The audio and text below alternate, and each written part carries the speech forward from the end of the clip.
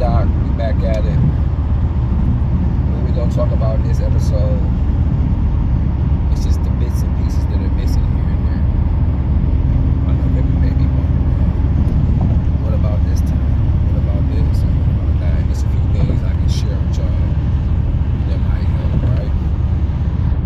One of the things is 2001. We leaving off from the dysfunction family things and me being kicked out of school, me staying with my grandma and all that kind of stuff. And that was around, like I said, 95, 96, 97, right? So what we'll do is we'll jump to 2001 and right before that, I want to say 99. Like I say, my grandma got me a job working at the plant with her. So I was staying with her, stacked up my bread. This noise when it's real. That's how you know. I stacked up my bread, and I ended up getting my own apartment. And I stayed off Gladstone and Dexter in the trenches in the motherfucking hood. But a year before that,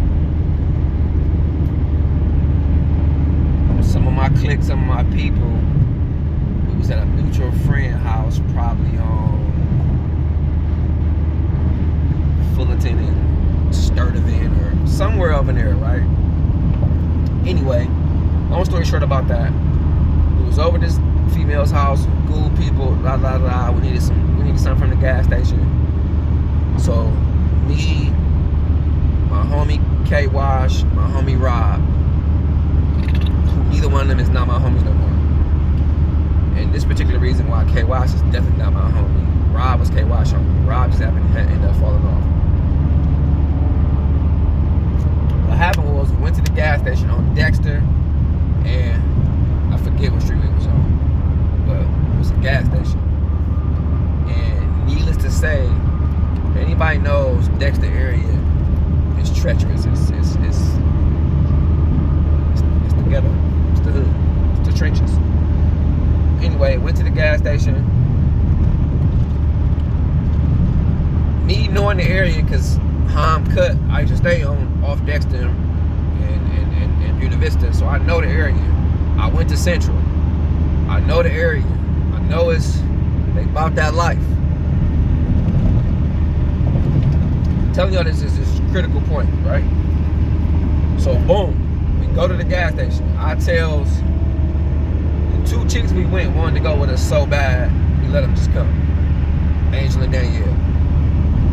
I say, y'all stay over here. Me, Rob, and K Stone, K Wash, we go run over to the gas station, get what we need, and then come back and we bounce. Like, that's how dangerous this area is. That we left them on the other side of the street by themselves. We can see them. And if they get the call, shoo, scoop, they need to get the hell up out of there. So boom, we get to the gas station, the door locked, so you gotta, because it's late, so you gotta knock on the window and get served from the window. Well, in the midst of that, somehow, whatever, two dudes come from the back of the gas station. I guess they cut across the field, came from the back of the gas station. Boom. Walks up on us. What y'all doing over here? Look, hey bro, we chilling, just trying to get it what we need from the gas station. We go. Instantly, my man K Stone get fired on.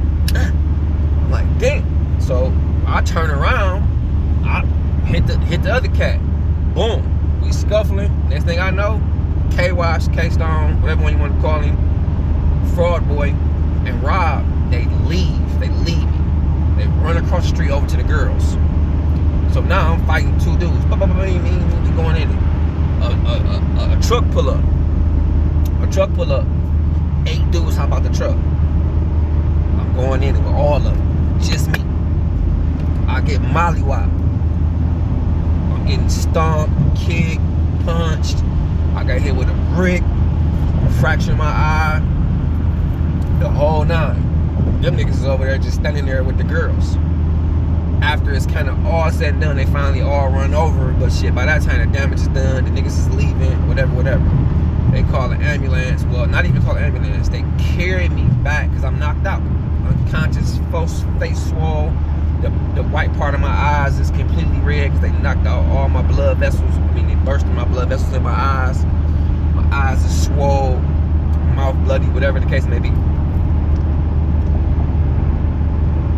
They carry me back to the people's house we had. Called the ambulance. I go to the hospital. I'm swole up, whatever the case may be. I don't remember nothing. All they tell me is you got into a fight with 7 to 10 dudes, blah, blah, blah. I'm like, damn, what y'all niggas was doing, blah, blah. But at that time, I didn't care. So, long story short, nobody wanted to tell me what happened about that story. Nobody wanted to tell me about that. And anybody who knows me know that was a crazy situation. It was a breaking point in our crew because nobody really stood up for me and had my back. Angel don't want to tell me the truth. K.Yill don't want to tell me the truth. Stone will never tell me the truth. Rob is mute. Nobody want to really tell me the truth about what happened. And so that's what made me realize that I couldn't trust nobody in my circle, or at least the people that I thought I could trust, I couldn't trust in my circle. So from that point on, after it happened, because in my mind I don't know what happened, I'm thinking my dudes got beat up with me. I couldn't go to my mom's house because she was so dysfunctionally strung out on drugs. I had to go stay at Stone house. Stone Mama, the Oracle. She cared about me like my mom did, or like a mom was supposed to, or however you want to put it, right? So boom, I'm at his mom's house just trying to get better. I was sleeping in the basement for weeks until I actually healed. I'm on medication. So as I bounce back, I go to the streets heavy at this time now because I ain't got nowhere to go. So I just go to hustling.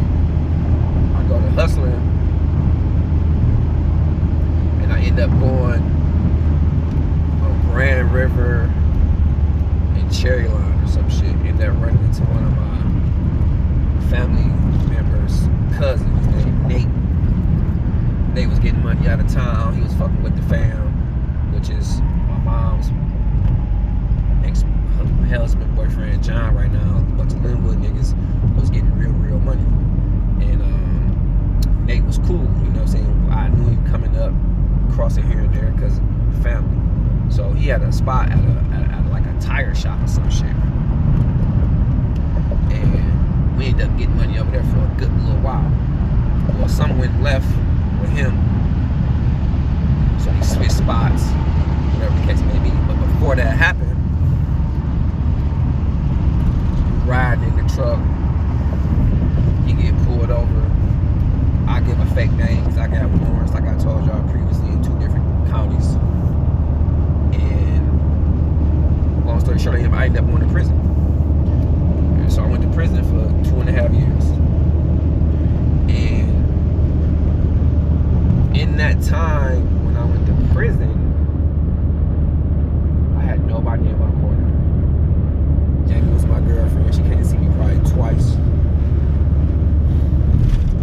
My mom never came to see me. My dad never came to see me. Neither one of them put money on my books. Like, I just did my bid on my own. And from that point on, I told myself, like, when I get out of here, I'm not getting in no more trouble. Turn my life around. I'm gonna do this, what I gotta do. I'm gonna move forward. And if at the time I'm like, God, just send me a woman in my life who can accept me for me and help me move forward. So I did my time. I got out. When I got out, I paroled to my mom's house. She stayed on Puritan and Cherry Line or something like that. Puritan and North Line or something.